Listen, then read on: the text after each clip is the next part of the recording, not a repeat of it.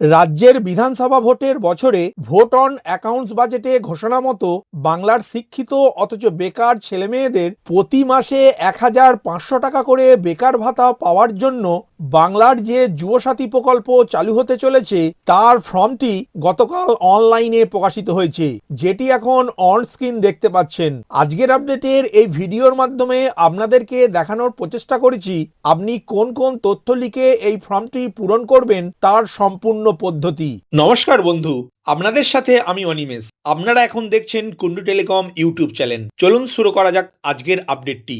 প্রথমেই বলে রাখলাম, আপনি এই ফর্মটি আমাদের এই চ্যানেলের ডেসক্রিপশন বক্সের দেওয়া লিঙ্কে ক্লিক করে অতি সহজেই ডাউনলোড করতে পারবেন। এখন ফর্মের উপরের বাম দিকেই কালার পাসপোর্ট সাইজ ফটোগ্রাফ অংশে আবেদনকারীর একটি পাসপোর্ট মাপের ফটো আঠা দিয়ে লাগাবেন এবং এই ফর্মটি ইংরেজির বড় অক্ষরে অর্থাৎ ক্যাপিটাল লেটারে ফর্মটি ফিল আপ করবেন।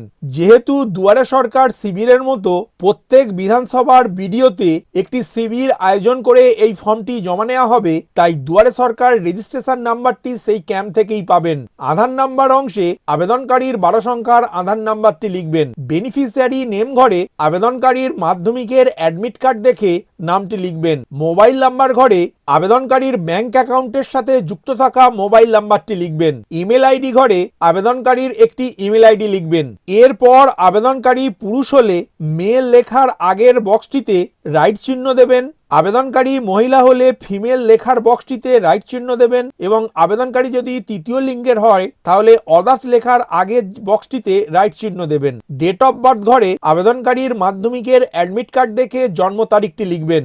এরপর এজ অ্যাস অন 1/4/2026 অর্থাৎ 1/4/2026 তারিখে আবেদনকারীর কত বছর বয়স হবে সেই বয়সটি লিখবেন। ফাদার্স নেম ঘরে আবেদনকারীর বাবার নাম লিখবেন। মাদার্স নেম ঘরে আবেদনকারীর মায়ের নাম লিখবেন। স্পাউস নেম ঘরে আবেদনকারী যদি বিবাহিত হয় তাহলে তার স্বামীর নাম অথবা স্ত্রীর নামটি লিখবেন।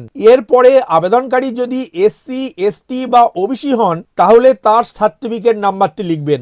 ম্যারিটিয়াল স্ট্যাটাস অংশে আনম্যারিড, উইডো, ম্যারিড, সেপারেট আবেদনকারীর ক্ষেত্রে যেটি প্রযোজ্য হবে সেই লেখার আগে চেকবক্সে একটি রাইট চিহ্ন দেবেন। এরপর আবেদনকারীর সম্পূর্ণ ঠিকানাটি লিখবেন। বাড়ির নাম্বার যদি জানা থাকে তাহলে লিখবেন, না হলে এই অংশটি ছাড় দিয়ে রাখবেন। ভিলেজ, টাউন, সিটি অংশে আবেদনকারীর গ্রামের নাম বা শহরের নাম লিখবেন। পোস্ট অফিস অংশে আবেদনকারীর ডাকঘরের নামটি লিখবেন।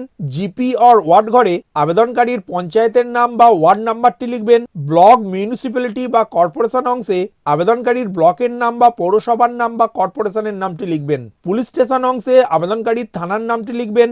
ডিস্ট্রিক্ট অংশে আবেদনকারীর জেলার নামটি লিখবেন। পিনকোড ঘরে আবেদনকারীর ডাকঘরের পিন নাম্বারটি লিখবেন। এরপর দ্বিতীয় পাতায় আবেদনকারীর মাধ্যমিক পরীক্ষার রোল নাম্বার এবং কোন সালে মাধ্যমিক পরীক্ষা দিয়েছিলেন সেই সালটি লিখবেন। তারপর আবেদনকারী কোন বোর্ড থেকে মাধ্যমিক পরীক্ষা দিয়েছিলেন, WBBSE অর্থাৎ West Bengal board of secondary education, না সিবিএসসি বোর্ড, না আইসিএসসি বোর্ড, না মাদ্রাসা বোর্ড। আবেদনকারীর ক্ষেত্রে যেটি প্রযোজ্য হবে সেই বোর্ডের নামের নিচে দাগ দেবেন। এখন এডুকেশন কোয়ালিফিকেশন হাইয়েস্ট এই ঘরে আবেদনকারীর সর্বোচ্চ শিক্ষাগত যোগ্যতা কি, অর্থাৎ তিনি কি শুধুই মাধ্যমিক পাস, না উচ্চ মাধ্যমিক পাস, না বিএ, বিকম, বিএসসি, না এমএ, এমকম, এমএসসি, না পিএইচডি করছেন, সেই সর্বোচ্চ শিক্ষাগত যোগ্যতাটি লিখবেন। প্রেজেন্ট অকুপেশন অংশে এই বক্সে আবেদনকারী সেলফ এমপ্লয়েড এই কথাটি লিখবেন। এর পরের অংশে ব্যাংক ডিটেলস লিখতে হবে, যেখানে ব্যাংক নেম ঘরে আবেদনকারীর যে ব্যাংকে অ্যাকাউন্ট আছে সেই ব্যাংকের নামটি লিখবেন।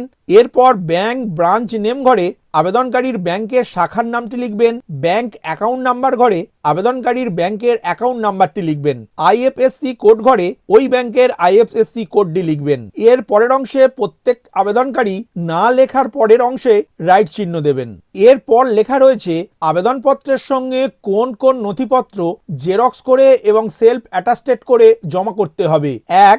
মাধ্যমিক পরীক্ষার অ্যাডমিট। 2. মাধ্যমিক পরীক্ষার মার্কশিট এবং মাধ্যমিক পরীক্ষার পাস সার্টিফিকেট। 3. আবেদনকারীর আধার কার্ড। 4. আবেদনকারীর ভোটার কার্ড। 5. আবেদনকারীর ব্যাংক পাসবুকের ফার্স্ট পেজের জেরক্স। 6. আবেদনকারী এসসি, এসটি বা ওবিসি সার্টিফিকেট। এরপর নিচের দিকে সিগনেচার অফ অ্যাপ্লিকেন্ট ঘরে আবেদনকারী বাংলা বা ইংরেজিতে সই করবেন এবং ডেট ঘরে আবেদনকারী ফর্মটি কোন তারিখে জমা করছেন সেই তারিখটি লিখবেন। এর পরের অংশটি দুয়ারে সরকারের রিসিভ কপি হিসাবে আপনি ফেরত পাবেন। আশা করি আজকের আপডেটের এই ভিডিওর মাধ্যমে আপনাদেরকে সহজে বোঝাতে পারলাম আপনি কিভাবে বাংলার যুবসাথী প্রকল্পের ফর্মটি ফিল আপ করবেন তার টিউটোরিয়াল পদ্ধতিটি।